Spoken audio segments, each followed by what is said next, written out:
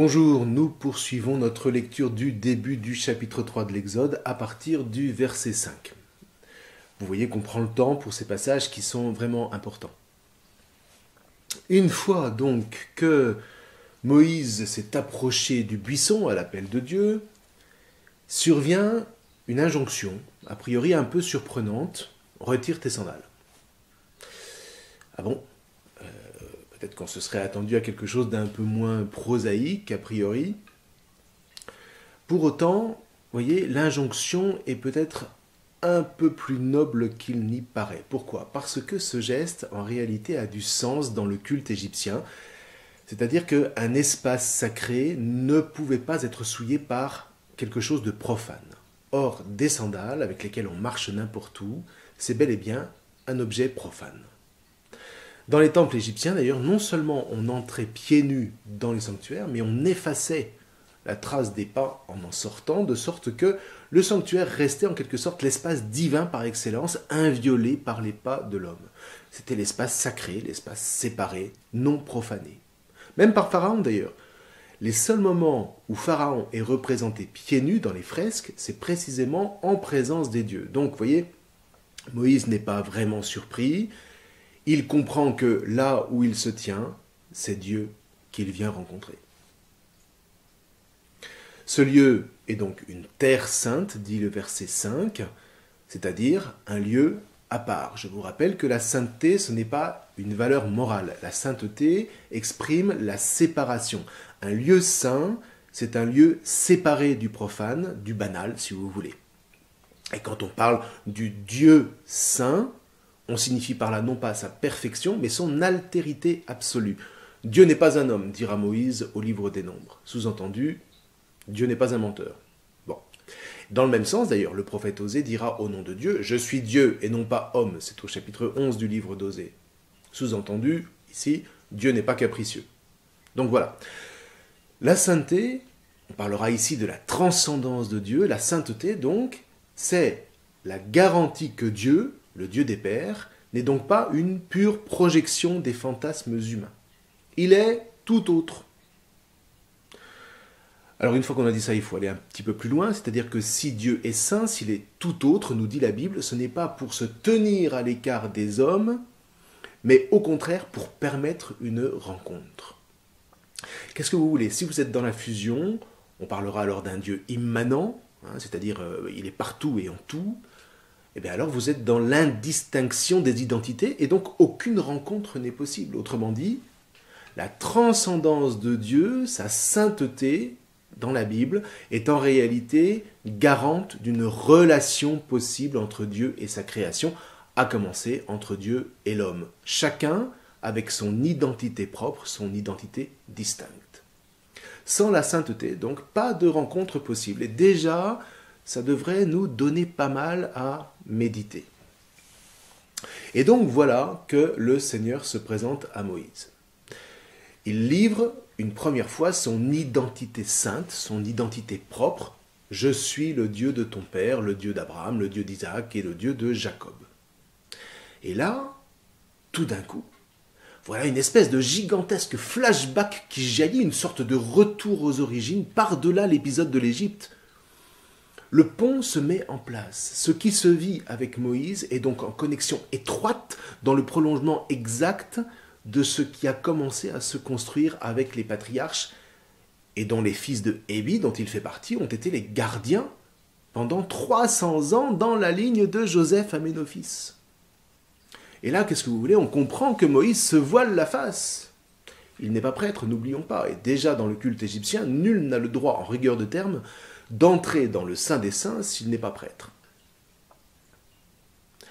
Et voilà que survient la grande révélation qui va faire prendre à l'histoire d'Israël et au monde entier un tournant définitif.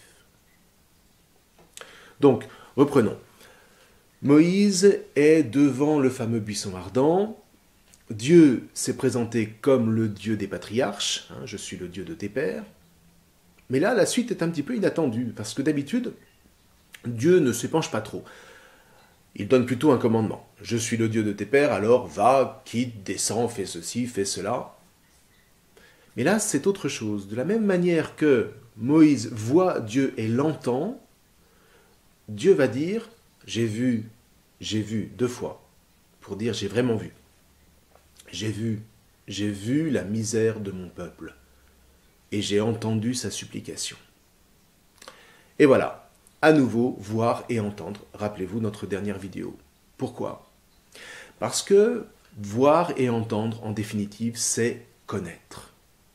Moïse voit le feu, l'ange de Dieu, son icône, et il entend la voix de Dieu. Donc il connaît Dieu. Non pas au sens où il sait quelque chose de Dieu, non pas au sens où il n'aurait plus rien à découvrir. Connaître dans la Bible, ce n'est pas posséder. Connaître, c'est s'ouvrir au mystère infini de l'autre. C'est s'ouvrir à ce qu'il a d'unique et qui le rend si précieux. Dès lors, connaître ne veut absolument pas dire tout savoir de l'autre, mais veut dire être capable d'entrer en communion avec lui, de pénétrer son mystère, évidemment à sa libre invitation.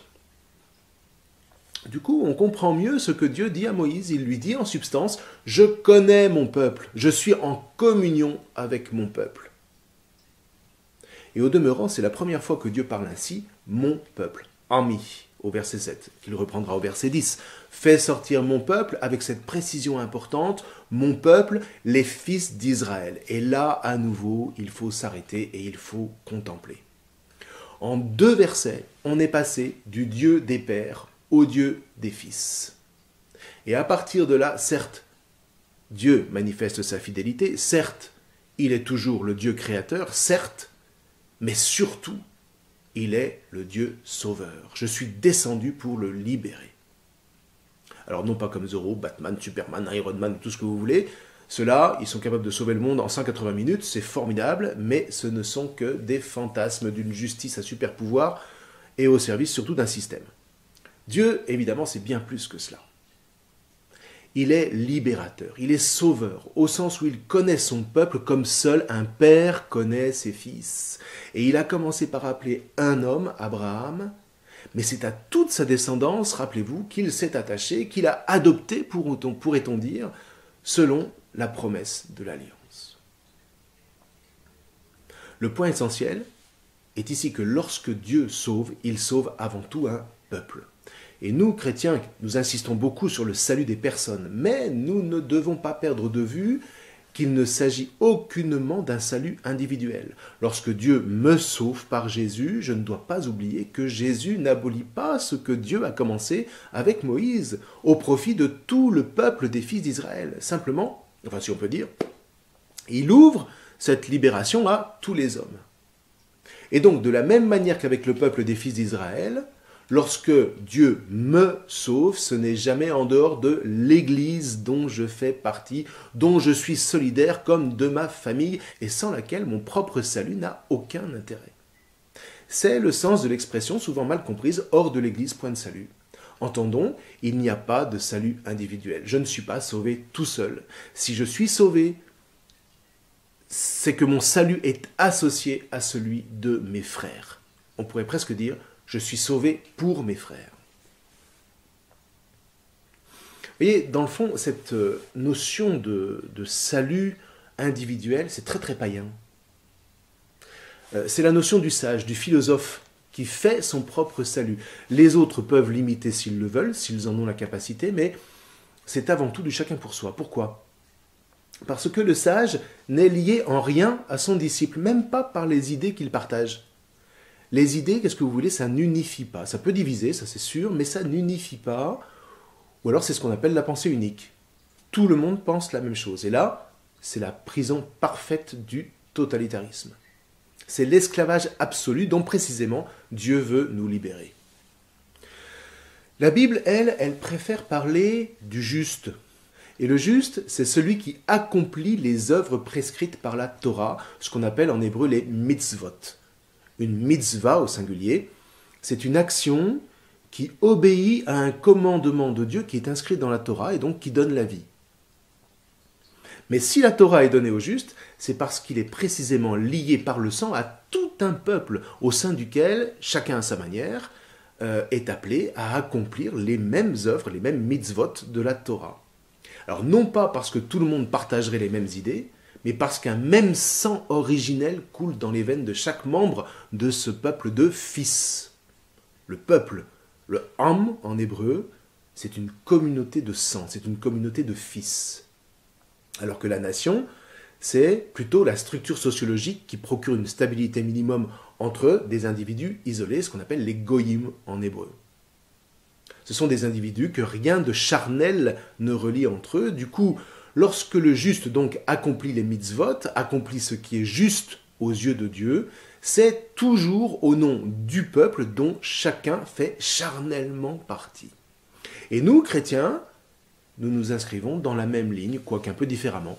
Nous nous reconnaissons comme peuple, comme famille charnelle, dans l'accomplissement d'une unique mitzvah qui préside toutes les autres, c'est-à-dire la mitzvah de l'amour à l'imitation du Christ.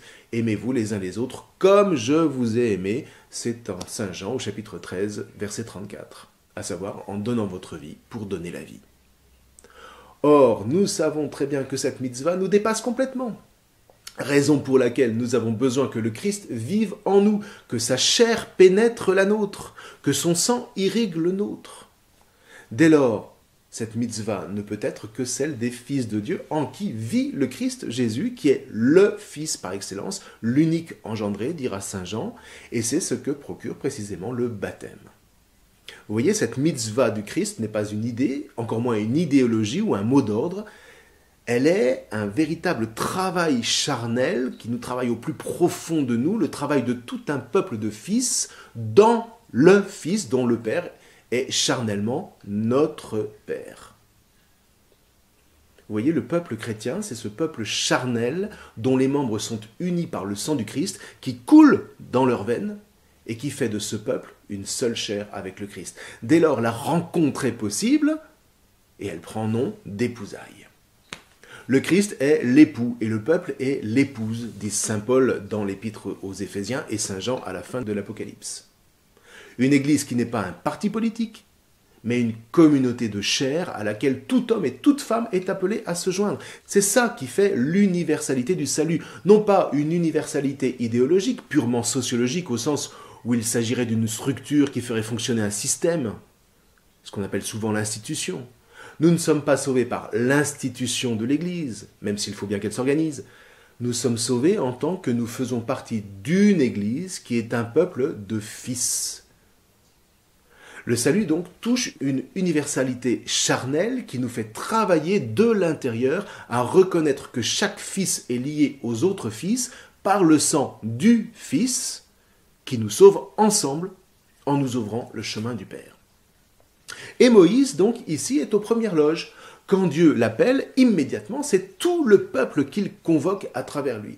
C'est le signe que Dieu donne à Moïse au verset 12. « Vous servirez Dieu sur cette montagne ». C'est ce qu'on appelle le Ka'al en hébreu, c'est-à-dire la convocation de tout un peuple comme d'une seule famille. La famille des fils d'Israël.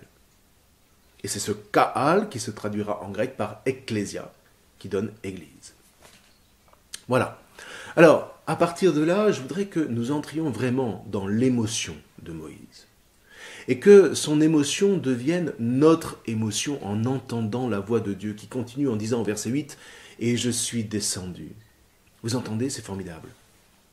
C'est la première descente de Dieu. Et pas n'importe quelle descente, s'il vous plaît. Il ne s'agit pas simplement de faire une visite de courtoisie. Je suis descendu pour le libérer de la main des Égyptiens et le faire monter de cette terre vers une terre belle, vaste, vers une terre qui ruisselle de lait et de miel. Waouh! Là, vous avez ce qui constitue l'originalité phénoménale de l'Alliance, le cœur de ce qui constitue l'histoire sainte, le cœur de ce que le Christ Jésus viendra accomplir. Le Dieu d'Israël est un Dieu libérateur, c'est un Dieu qui descend pour faire monter. Et ultimement, dans le Christ, nous savons que Dieu descend pour nous faire monter, non plus simplement en terre promise, mais jusqu'en lui. C'est ainsi que Jésus accomplit toutes choses. Alors allons plus loin pour terminer. D'une part, ce verset 8 nous dit clairement que Dieu n'attend pas que son peuple soit rassemblé pour descendre. Il descend pour le rassembler. Voilà le Père. Et c'est exactement la même dynamique que lorsque Saint Jean nous dit et le Verbe s'est fait chair, et il est descendu parmi nous. Vous voyez, le Verbe de Dieu, toujours cette fameuse et mystérieuse parole qui n'est pas simplement un ensemble de sons qui résonnent dans l'air, mais Dieu lui-même en tant qu'il se communique. Et d'ailleurs, le Targum traduit ce verset 8 de l'Exode en disant « Je me suis manifesté à toi aujourd'hui afin de les sauver par ma memra », c'est-à-dire par ma parole en araméen, qui se traduira par « mon verbe ». Vous voyez, on est vraiment là à la source de la tradition de Saint Jean. Quand Dieu descend, c'est toujours par son verbe. Donc Saint Jean n'invente rien. Et rappelez-vous que cette tradition avait cours librement à l'époque du Christ. Donc, quand Dieu descend, depuis toujours, c'est par son verbe, par sa memra. Et c'est la raison pour laquelle, dans de nombreuses enluminures chrétiennes, c'est le Christ qui est représenté dans le feu du buisson face à Moïse. Et encore une fois, quand le Verbe descend, ce n'est pas une fois que les hommes ne sont plus esclaves, comme une récompense, mais c'est pour que les hommes soient sauvés de l'esclavage. Et de la même manière, le peuple chrétien est convoqué par le Verbe de Dieu, non pas en tant que ce peuple serait sans péché, mais pour qu'il soit rendu capable de combattre ce péché qui est l'esclavage intérieur. Un combat qui se vit dans la puissance du Verbe qui vit en eux par l'amour. J'espère que vous voyez que c'est vraiment la même trajectoire qu'avec Moïse. Alors voilà, reste que ce salut n'a rien de confortable, il va nous mener au bonheur, certes, c'est ce que signifie le début du verset 8, mais la suite va nous montrer que, comme l'écrit un auteur contemporain, ce bonheur n'est pas nécessairement confortable puisqu'il s'agit de partir au combat. Enfin, néanmoins, c'est quand même bien de bonheur qu'il s'agit, le bonheur de l'homme libre. Mais nous verrons cela la prochaine fois. Je vous souhaite une très bonne lecture. Je vous remercie.